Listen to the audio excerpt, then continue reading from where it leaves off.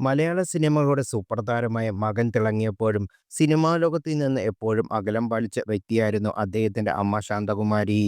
മകന്റെ അഭിനയം കാണാൻ അപൂർവമായി മാത്രമേ അവർ സെറ്റിൽ എത്താറുള്ളൂ.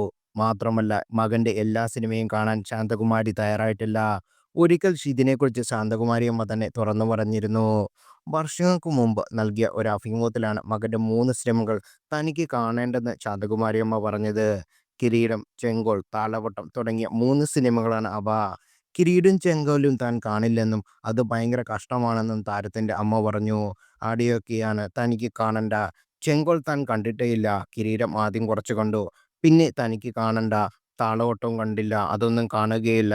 കിലുക്കം പോലുള്ള സിനിമകൾ കാണാൻ ഇഷ്ടമാണ്. ചിത്രത്തിന്റെ ലാസ്റ്റ് ഭാഗമായപ്പോൾ താൻ എഴുന്നേറ്റ് പോയെന്നും" ഒരു സ്വകാര്യ ചാനലിന് നൽകിയ അഭിമുഖത്തിൽ ശാന്തകുമാരി പറഞ്ഞു. ഇന്ന് ഉച്ചയ്ക്കാണ് മോഹൻലാലിന്റെ അമ്മ ശാന്തകുമാരി വിടവാങ്ങിയത്. കൊച്ചിയിലെ എളമക്കരയിൽ വെച്ചായിരുന്നു വിയോഗം. 90 വയസ്സായിരുന്നു. കഴിഞ്ഞ കുറച്ചധികം വർഷങ്ങളായി പക്ഷാഘാതത്തെ തുടർന്ന് ചികിത്സയിലായിരുന്നു.